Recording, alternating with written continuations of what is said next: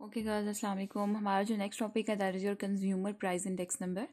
और हमने शुरू में देखा था कि जिस तरीके से हमारा प्राइस इंडेक्स नंबर था, फिर हमारा क्वांटिटी इंडेक्स नंबर था, और फिर जो हमारा तीसरा that is your consumer price index number. So consumer price index number को हम cost of living index number भी कहते हैं और हम रिटेल प्राइस इंडेक्स नंबर भी कहते हैं। दोनों नाम है कंज्यूमर प्राइस इंडेक्स के, और कंज्यूमर प्राइस इंडेक्स को हम शॉर्ट फॉर्म में CPI कहते हैं।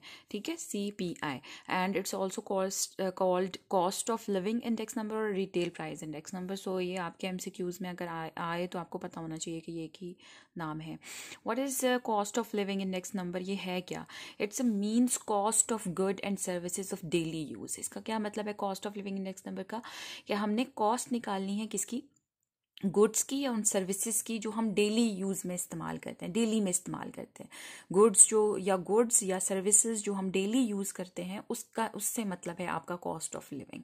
ठीक है, हम आते ना कि कॉस्ट ऑफ लिविंग क्या चीज़ है। कॉस्ट ऑफ लिविंग मीन्स कि जिंदा रहने के लिए जो आपको जिन चीज़ों की ज़रूरत होती है, ठीक है, उसको हम कहते हैं कॉस्ट ऑफ लिविंग। फिर उसके बाद वो कह रहे हैं कि these goods and services are called market baskets. ये जो गुड्स और सर्विसेज जो हम डेली के इस्तेमाल में लेकर आते हैं, इनको हम कहते हैं मार्केट बास्केट्स। ठीक है, अब ये मार्केट बास्केट क्या है? मार्केट बास्केट में क्या क्या चीज़ें शामिल होती हैं? This market basket consist of food. अब इस मार्केट बास्केट में क्या है? फूड है, हाउस रेंट है, क्लोथिंग है, फ्यूल एंड लाइट है, एजुकेशन है और मिसलेनियस आइटम्स हैं। यानी जो एक मार्केट बास्केट है जो गवर्नमेंट आपकी बनाती है बेसिक नीड्स की, उसमें क्या क्या चीज़ें, आपकी बेसिक नेसेसिटीज़ क्या हैं? हमारी फूड है सबसे पहले जो इम्पोर्टेंट है हमारे लिए। फिर फूड जब आपकी नेसेसिटी पूरी हो जाती है तो हम सोचते हैं कि अब हमारे के पास कोई शेल्टर होना चाहिए, हाउस रेंट हमने पे करना है कहीं रहने के लिए। फिर उसके बाद ये चीज़ों के बाद जो थर्ड इंपॉर्टेंट चीज़ आती है जिसके हम फोकस करते हैं, दैट इज़ योर क्लोथिंग।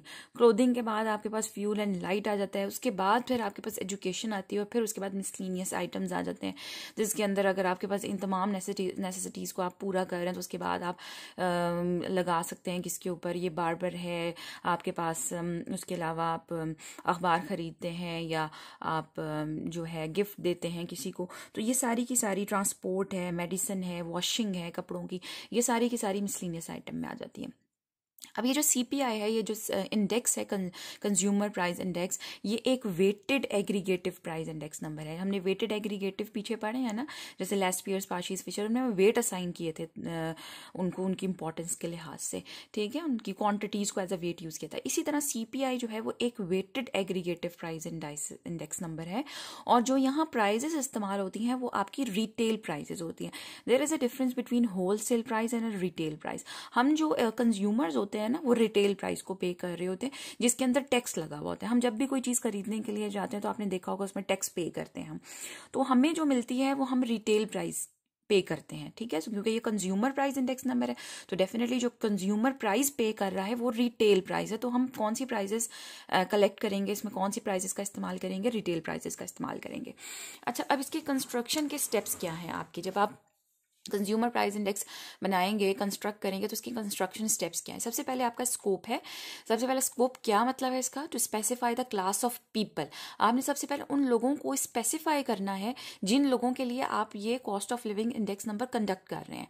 ठीक है, जैसे जो आप लोगों आज हो सकता है कि वो जो क्लास ऑफ पीपल या ग्रुप ऑफ पीपल है आपका, वो कोई खास वर्कर्स का ग्रुप हो, या कोई गवर्नमेंट सर्वेंट्स का आपने ग्रुप लिया है, या फिर मिडिल क्लास लिया है या लोअर क्लास लिया है। तो आपको सबसे पहले उन ग्रुप ऑफ पीपल को, उन क्लास ऑफ पीपल को स्पेसिफाई करना है जिनके लिए आप कॉस्ट ऑफ लिविंग इंडेक्स निकाल रहे हैं। ठीक है, फिर उसके बाद सेकंड स्टेप जो है वो that is family budget inquiry और एलोकेशन ऑफ वेट। अब आपने क्या करना है? फैमिली बजट इंक्वायरी, जाहिर है कि आपने बजट की इंक्वायरी करनी है, और उनको उनकी जो बजट आपने जब इंक्वायर कर लिया और उनके आपने देख लिया कौन कौन से गुड्स वो इस्तेमाल कर रहे हैं, उनकी फिर आपने एलोकेशन ऑफ वेट्स करनी है। तो क्या कह रहे हैं यहाँ पे कि take a sample of families. आप डेफिनेटली हर फैमिली के पास तो आप जाके उसकी इंक्वायरी नहीं कर सकते, इट्स अ लॉन्ग प्रोसीजर। तो हम क्या करेंगे कि उन तमाम फैमिलीज में से या उन तमाम ग्रुप ऑफ पीपल में से या क्लास ऑफ पीपल में से हम एक फैमिली का सैंपल उठा लेंगे, चंद फैमिलीज का सैंपल उठा लेंगे, and make an inquiry about the quality quantity of commodities use.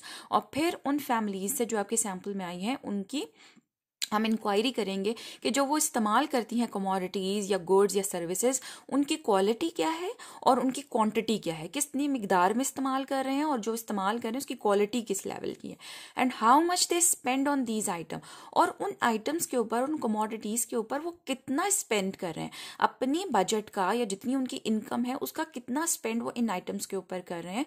So we can assign weights according to their importance. तो हम उसके मुताबिक फिर उनकी इंपॉर्टेंस के लिहाज से उनको वेट असाइन करेंगे. डेफिनेटली जो जिस आइटम के ऊपर ज़्यादा खर्चा हो रहा है इट मीन्स के वो ज़्यादा इंपॉर्टेंट है, ठीक है. जिसके ऊपर कम खर्चा हो रहा है वो कम इंपॉर्टेंट है.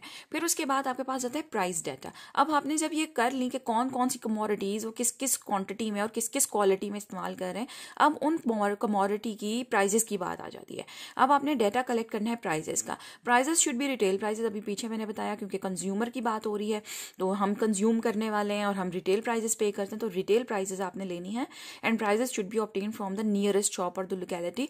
और आपने जो प्राइजेस लेनी है वो कहाँ से लेनी है, उस लोकेलिटी, उस ग्रुप ऑफ पीपल जो आपने सेलेक्ट किया हुआ है, उस जो लोगों के जो करीब तरीन शॉप है, उन लोकेलिटी के करीब तरीन जो शॉप है वहाँ से आपने प्राइजेस जो है वो कलेक्ट करनी है.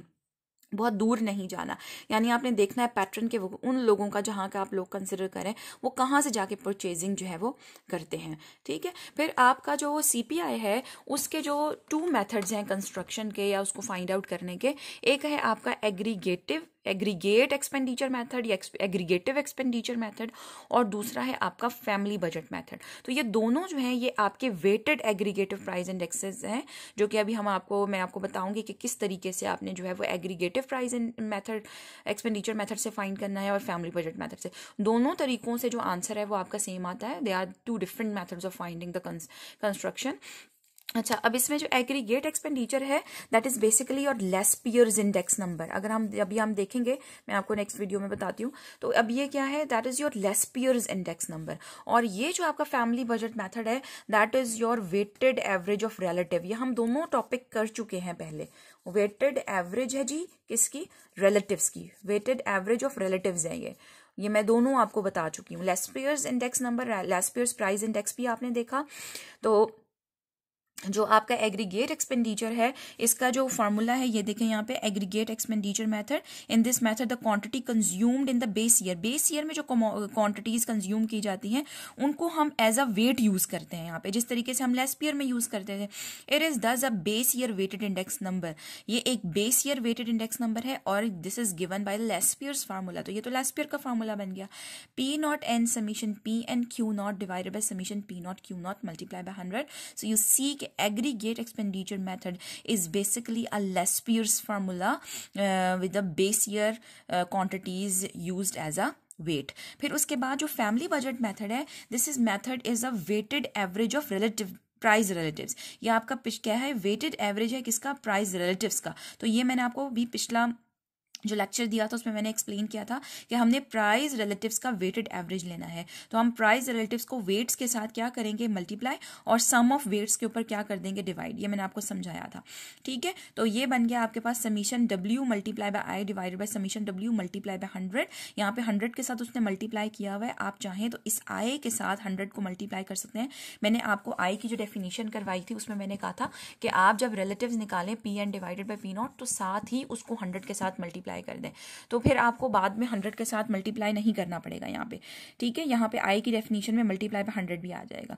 तो दैट इज बेसिकली ये जो आपके पास है एग्रीगेट एक्सपेंडिचर मेथड, ये आपका लेस पियर्स है. Summation P N Q naught divided by summation P naught Q naught multiply by 100. और ये जो आपका फैमिली बजट मेथड है ये आपका है जी summation W multiply by I divided by summation W. What is W? W is the base year value, P not Q not. यहाँ पे फिक्स है आपका ये W. ये क्या है, आपकी बेस ईयर की वैल्यू. P नॉट को हमने Q नॉट यानी बेस ईयर की क्वांटिटी को बेस ईयर की प्राइस के साथ मल्टीप्लाई कर दिया तो बेस ईयर की वैल्यू निकल आई आपके पास. And what is I?